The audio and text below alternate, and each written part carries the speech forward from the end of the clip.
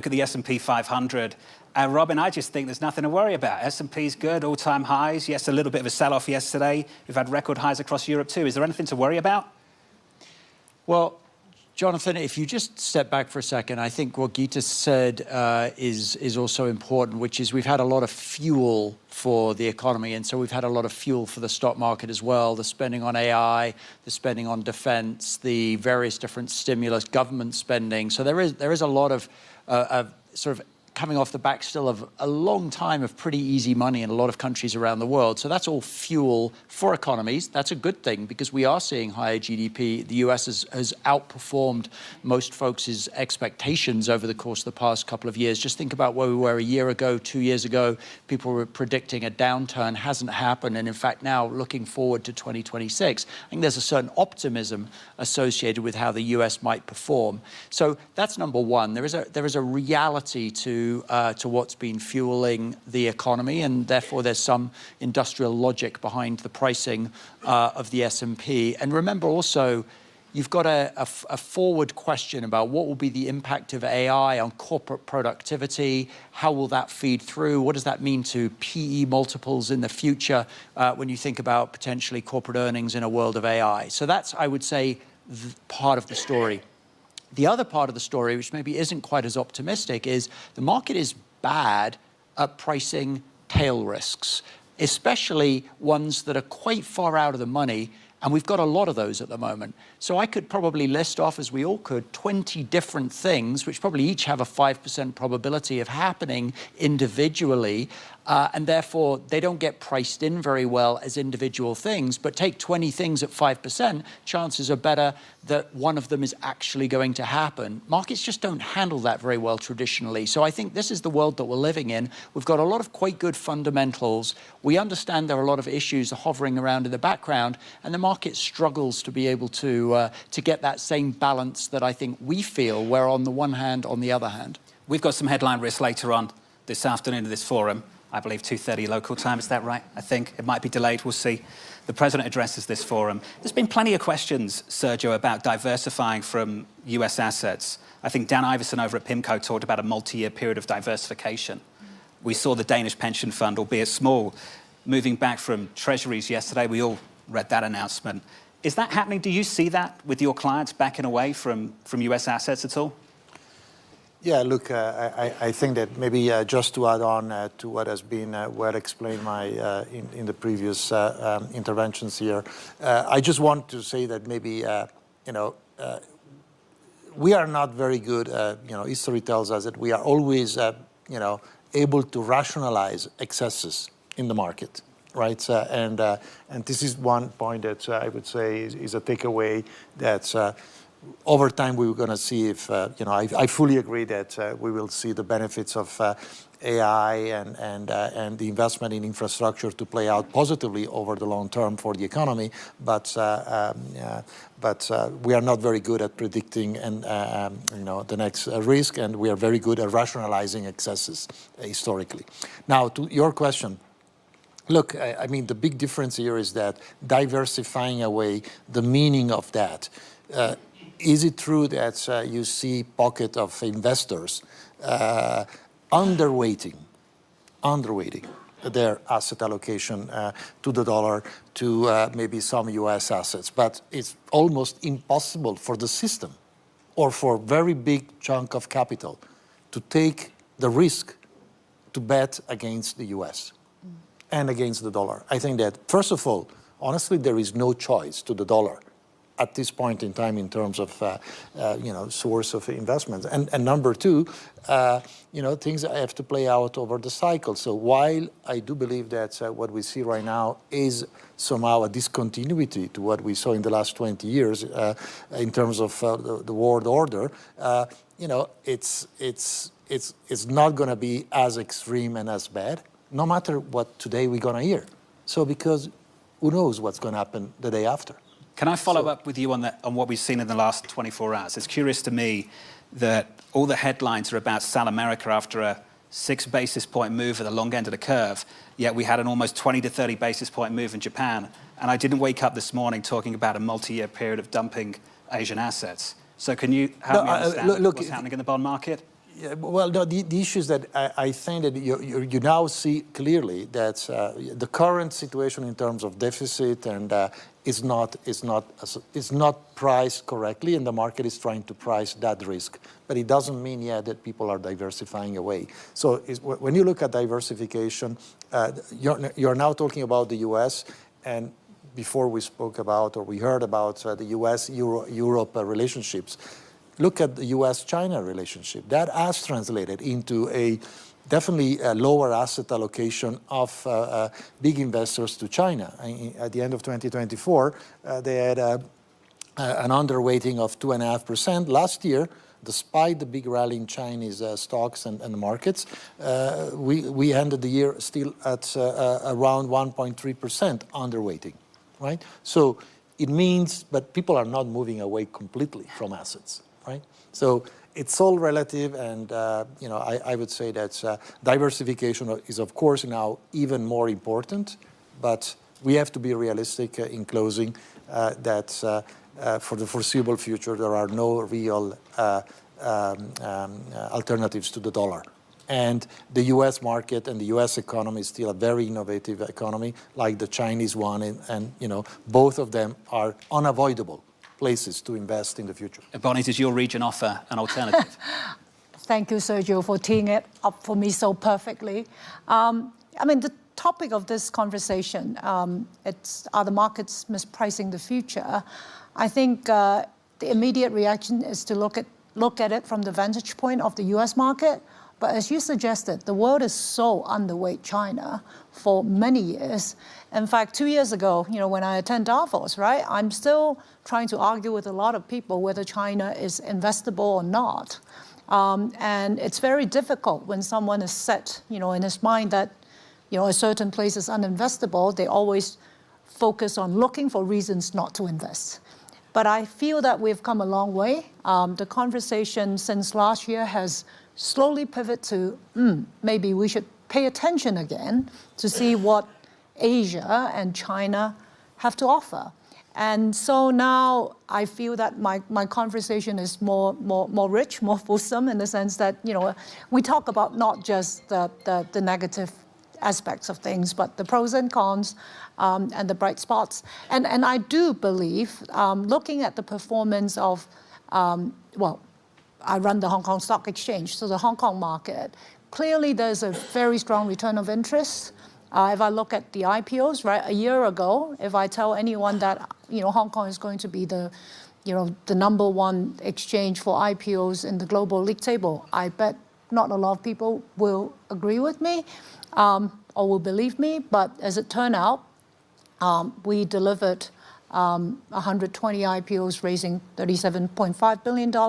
But interestingly, if I look at the who exactly are buying these IPOs, the diversification is in fact happening. So for a lot of the very interesting deals, especially in areas such as technology, be it AI, semiconductor, new energy, the level of interest from international investors is very strong. And therefore, if you ask me, from my vantage point, is there mispricing? I think yes, but it's the opposite of what we are sort of concerned about with the U.S. market. I think people are still not really seeing the potential upside. All roads seemingly lead to tech, though, Mark. It feels like it's all one trade, AI. And when we opened up this conversation and talked about what insulates us from the craziness at the moment, it seems to be the money that's been printed at some of the biggest companies on the planet. Is it more than just one trade in your world?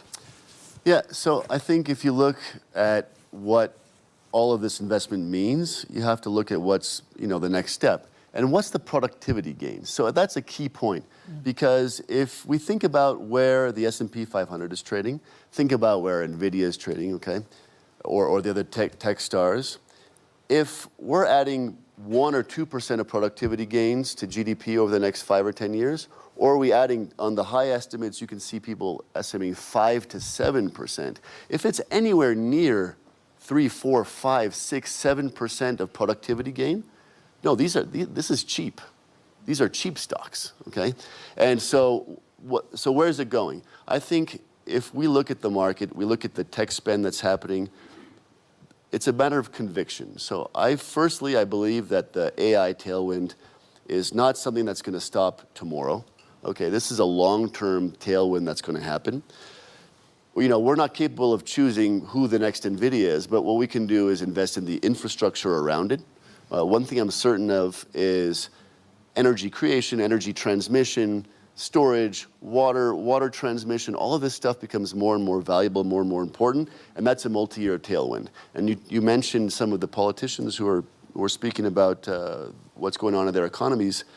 Defense spend in Europe, defense spend in Canada, the budgets are doubling over the next 5 or 10 years.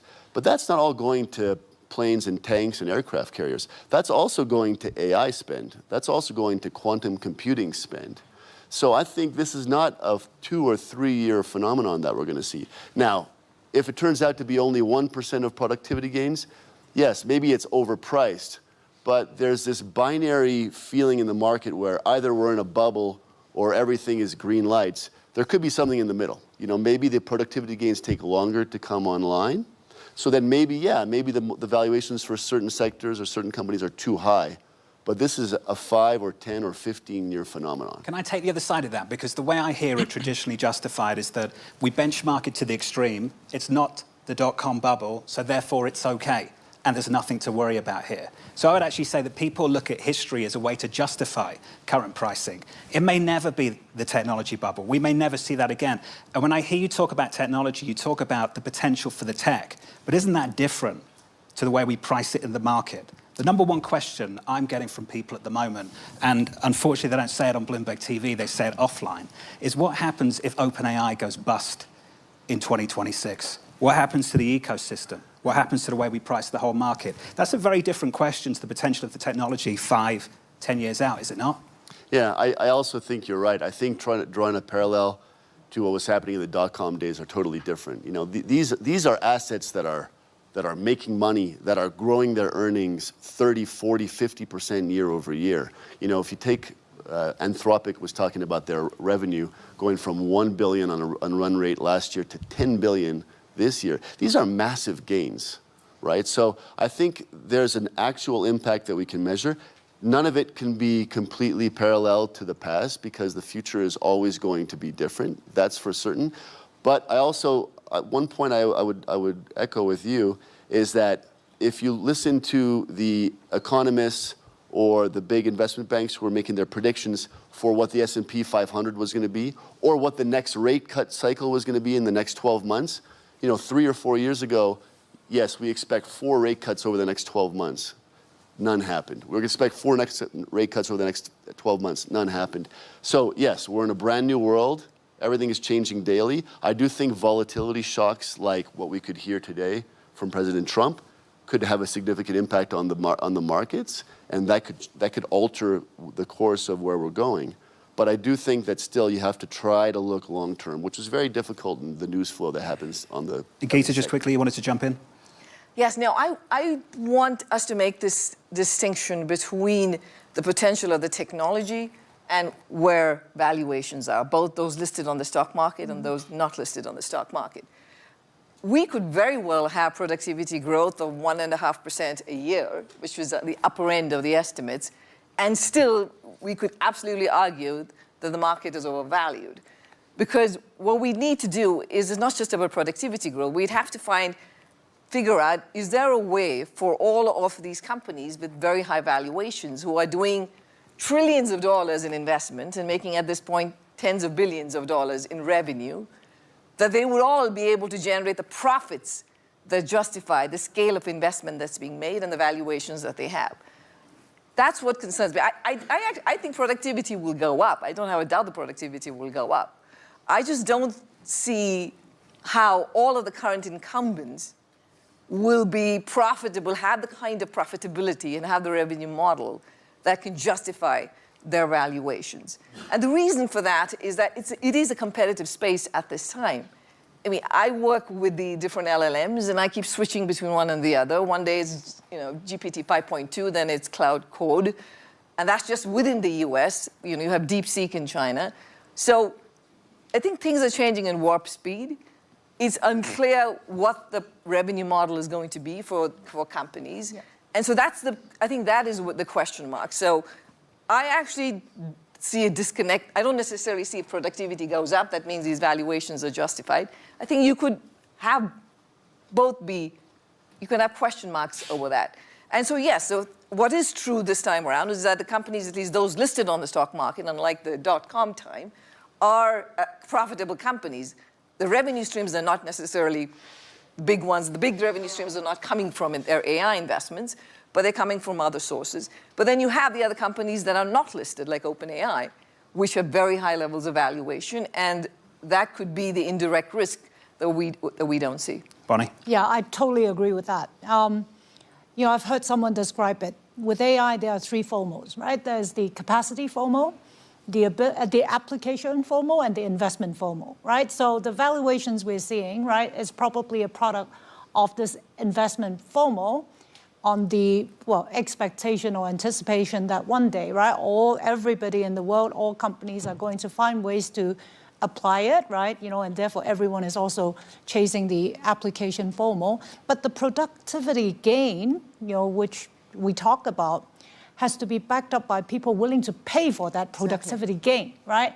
And I think, Mark, you put it as a time frame issue, right? I think the mismatch of timing, right, between how much people are willing to invest to chase the investment FOMO and when customers are eventually going to pay for that productivity gain and, you know, translate into the productivity of these companies. I think that is really what we need to focus on. Robin? I would actually split it into three different constituencies, because I think when we have this conversation about valuation, the way we should think about it is a little different. So we've got the folks who are producing what is increasingly day by day more of a commodity, which are the tokens. So the token manufacturers, that's where the real concern on valuation has really ended up being. And they are creating what is now a bit of a commodity. And so we'll see, is there space for 3 of them, 5 of them, 7 of them? We'll debate. They're spending a lot of money. They'll build infrastructure. The infrastructure is going to be used. The tokens will be created. It's manufacturing capacity. And if one of them were to fail, at the end of the day, we'd probably see some of the others taking over that manufacturing capacity. Personally, I don't worry about that too much. The second constituency is the ecosystem that's built around that manufacturing. These are the folks who are truly innovating with agents and with capabilities that are essentially using that manufacturing capability of the general intelligence from the LLMs. And that's a whole new ecosystem that's going to allow us to do new and fantastical things. And that's not going to go away. It's going to be highly relevant and highly useful to us as we build, as we see and use all of these different capabilities. And then the third group are the users. And that could be us as individuals, it could be us as corporations. And this is where also the parallel with the dot-com boom breaks a little bit. We didn't see the type of productivity gain that we're talking about here on stage for the users over a fairly short period of time back then that we could see now. We didn't sit here saying, wow, Amazon, my ability to shop online, the rise of AWS. We didn't see those things as transforming 1, 2, 3, 4, 5% productivity gains year after year compounding back then. Now that is how we're talking about it. So I think by looking at the three constituencies, you can say, is the market assessing where the value's ultimately going to be correctly, and how do we look into the future? There's so much obsession about that first bucket, that manufacturing of the tokens, but it's easy to miss the real adoption and integration, which is much more in the second two categories. Sergio, where do you stand on that? Well, look, I don't think I can really add much more than what has been already well explained by my colleagues here. But one thing I would say that you mentioned before, AI bust. I mean, AI is here to stay and it's not going to bust. Maybe some people may disappear. I mean, like in the old days, you know, Netscape as a browser doesn't exist any longer. But you know, but my point is that, of course, we touched on that. But when we talk about valuation, timing is very important. And this is the ABC of investing, right? So, I mean, the issue is that it's undebatable that even if it takes longer, we're going to create economic value. Mm-hmm. So, but what matters for investors is, number one, not pretending to bet on any of these players being the ultimate winner, because at the end of the day, it's going to always be a race. And the second one is that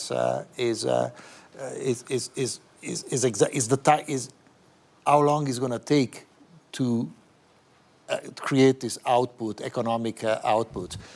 In every major transformation we saw in history, we saw the same elements of people in technology, for sure, overestimation of how impactful it will be in terms of financial returns, and underestimation of the scope of the changes.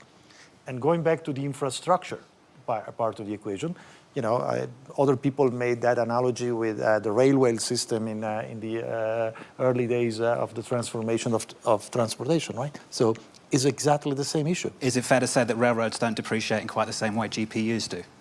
Well, maybe not, but it's an example on how a transformative process that created economic output created some collateral damages. And we need to accept that some investors will suffer, particularly the ones who are trying to do stock picking in investing in the sector. Mark? Yeah, I think one point I wholeheartedly agree with you, Sergio, on is the importance of diversification. I think you mentioned that earlier. But there's diversification in a few different ways. I think diversification of asset allocation and geographic investment is important. We're seeing, you know, I take your point before, never bet against the U.S. The U.S. is going to continue to grow, and it's going to be the big market to invest in for now and for the future. But what we're finding is a lot of our investors, for that incremental dollar that they have to invest, they find themselves underweight Europe.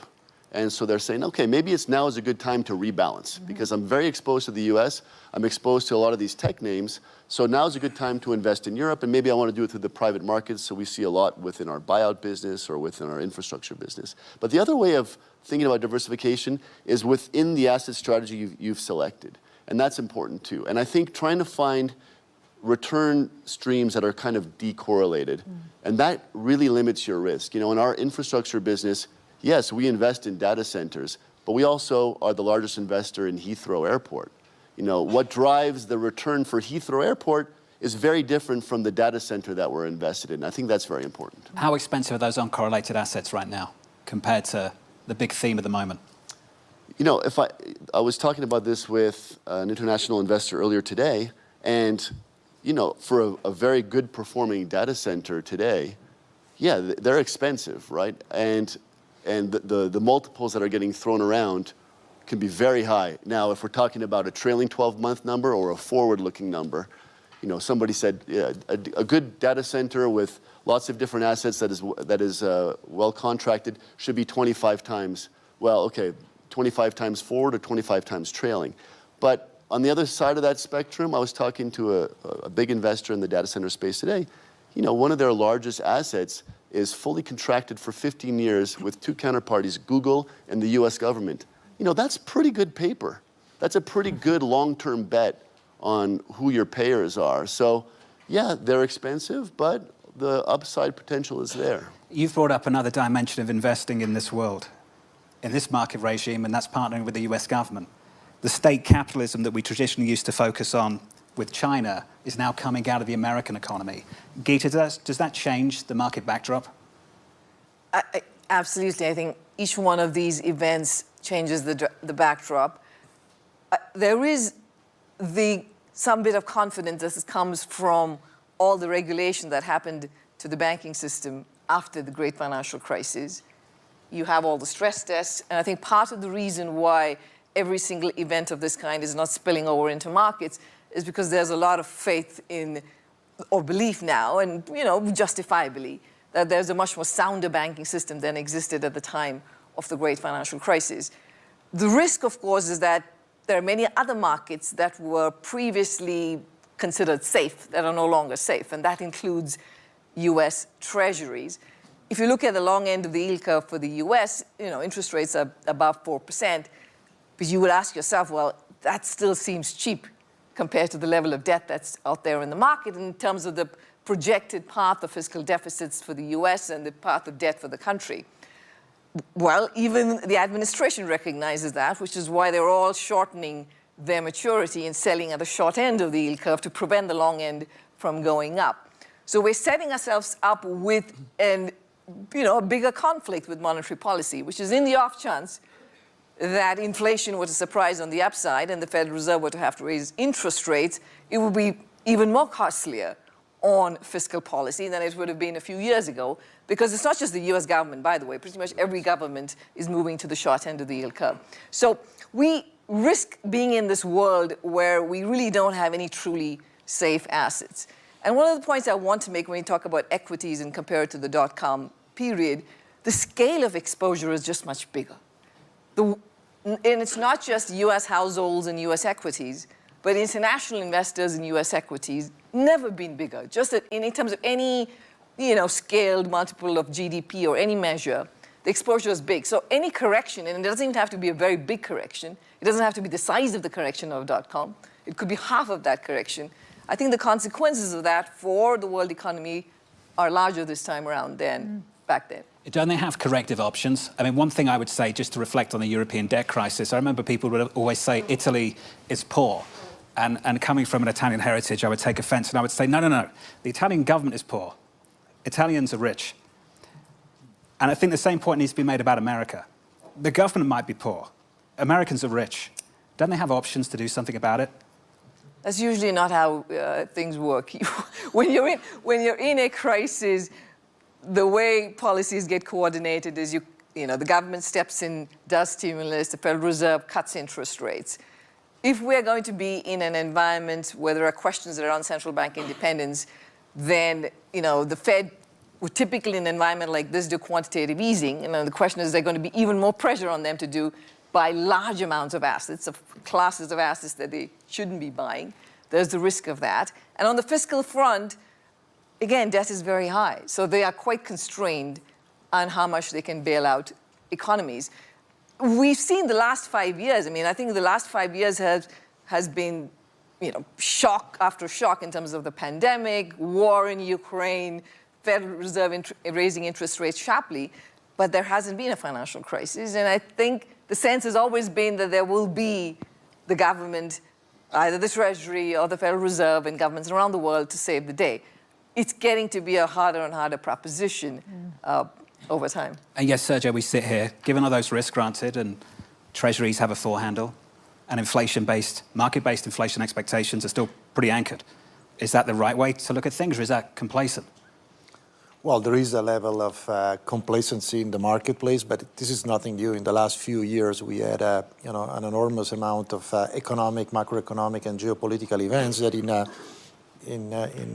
the past would have triggered on their own huge corrections, and not only temporary corrections like the one we saw recently, but more fundamental correction. But I guess the system is now used to an environment in which either governments or central banks will be the ultimate saver. So this is what is consensus in the marketplace, and is a very dangerous assumptions to make. I don't have any clear way to how to address that, and going back into the boring diversification headline, because unfortunately there are no safe assets. As you mentioned, there are no places where you can say, well, this is a place to go.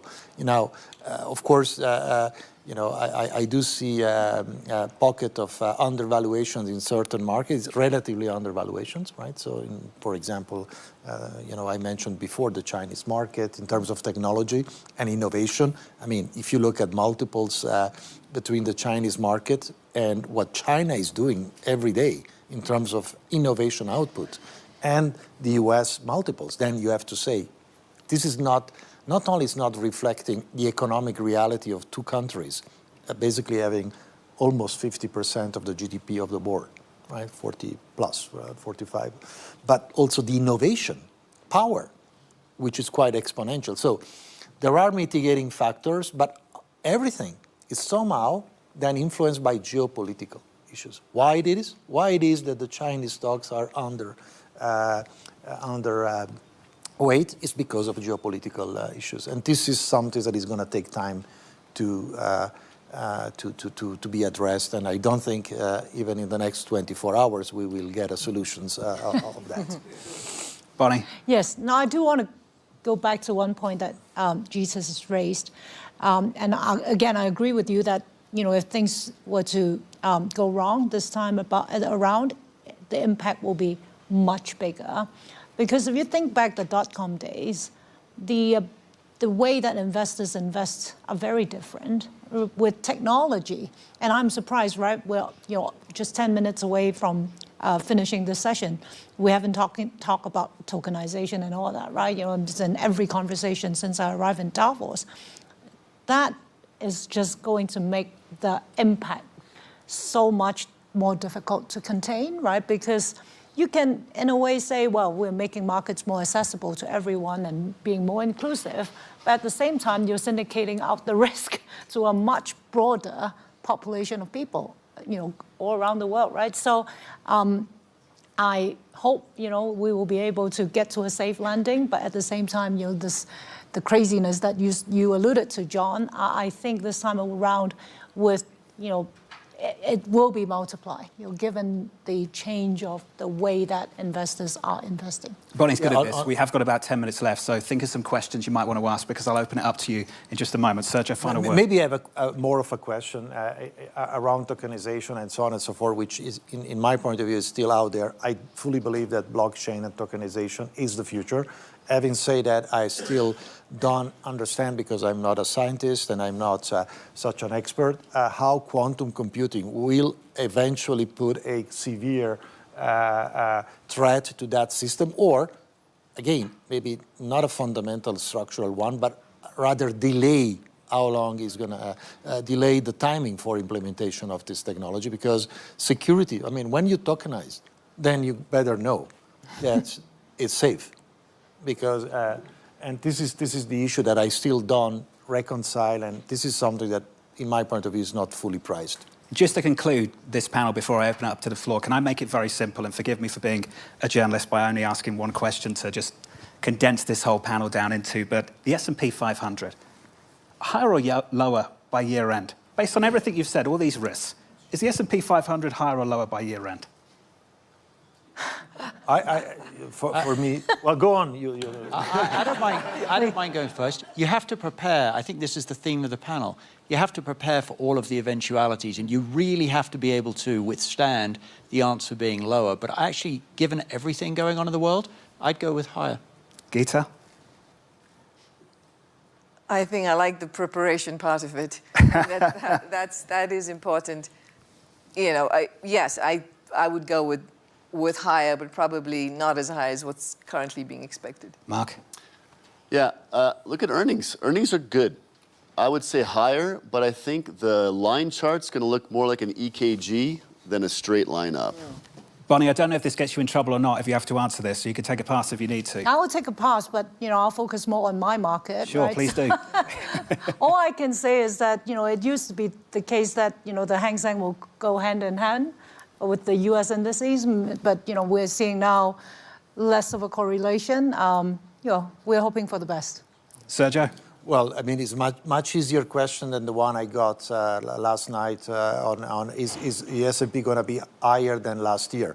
So that one, most likely we're going to be a little bit higher, but I think it's going to be, more importantly, still a very volatile year. So ignore the speech later. You're going to see spikes of volatility. Hey, and ignore the speech later, we can all go home. Oh, right? Well, we'll see. But, I told you before that, historically speaking, we are not very good at making prediction in Davos. So, True. True. Questions, please. Please stand, the individual at the front here, please. Yeah, thank you. Isabel Hartung, Different Advisory Boards and Tech. My question would be, you very much focus on productivity and how much it will be and, whether this is reflected in the pricing. From my point of view, the more disruptive potential comes from new business models, doing things differently, and in the end, then winning a competitive edge, which also means where there will be a total reshuffling of the landscape in the different industries to new ecosystems. And I'm just wondering, do you have a read of, how this will translate into any kind of pricing or market expectations? Because, I mean, this is still a big black box. Yeah.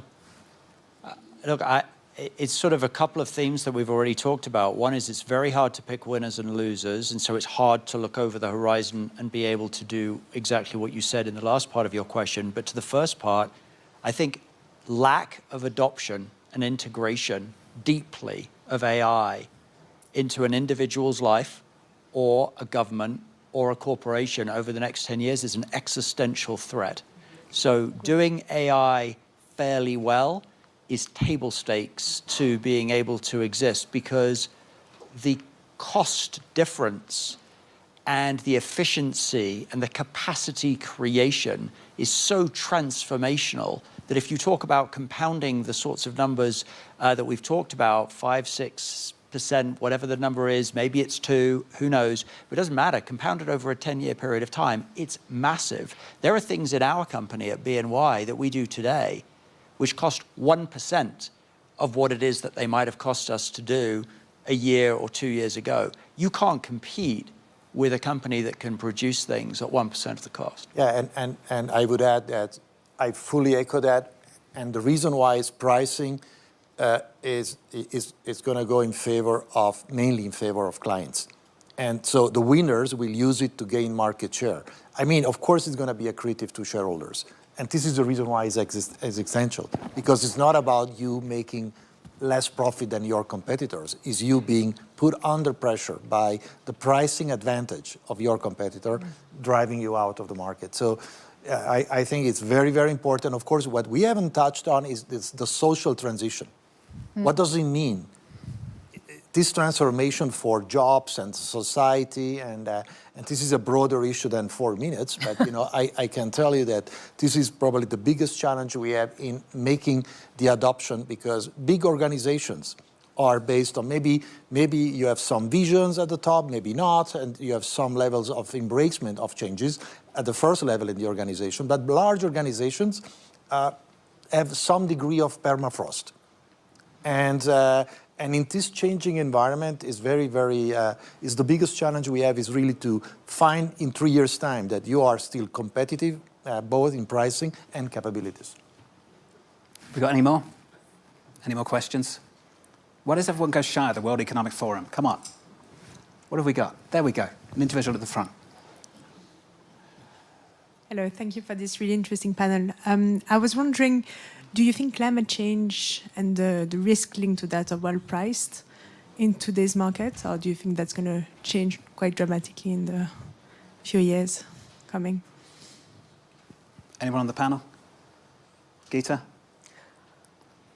So this is obviously tricky, and it does depend upon the particular market, because some markets have become uninvestable. You basically cannot get housing insurance, flood insurance in some parts. That is being priced in. If you're a small island nation, your ability to insure yourself from catastrophes has become incredibly expensive. So we are seeing some insurance markets basically shut down, that they don't exist. And that is a challenge with housing, which we know that's a big problem pretty much in all parts of the world. And governments are trying to figure out how is it that they're going to fix this market, or what is it that they can do to be able to provide insurance. So basically people have to relocate and they can't really live there anymore. Of course, there are other kinds of risks, which is about whether the assets that you have are going to become obsolete. The fossil fuels, how much is this going to be valued over time? That seems to be changing with the geopolitics, depending on how much support there is for it and how much there isn't. But yes, I do think climate-related events, already the implications that we see right now in terms of the kinds of financial instruments available for it, that's another big transformative area. And I guess maybe, the two real issues that we need to face is that all these, developments are going to need a lot of energy. And how are they in conflict with the target of net zero, no matter if you look at the next 10, 20, or 30 years. So how do we get the two things converging? It's very, very important. And in that sense, I think that it's very important to really invest in new technologies for energy. And it's fair to say that today we are paying the price for demonizing nuclear in the last 40, 50 years. And it's very important that, it's unlikely to change in the short term, but it's very, very important we also embrace new way of production of energy, because it's no climate change and energy are the same kind of topic. That wraps up our panel. We're on Swiss time, so we've got about 60 seconds left, so I'll round it up for us all. Can we have a round of applause for a wonderful panel today? Thank you for Mark, Gita, Robin, Bonnie and Sergio. Thank you very much. Thank you.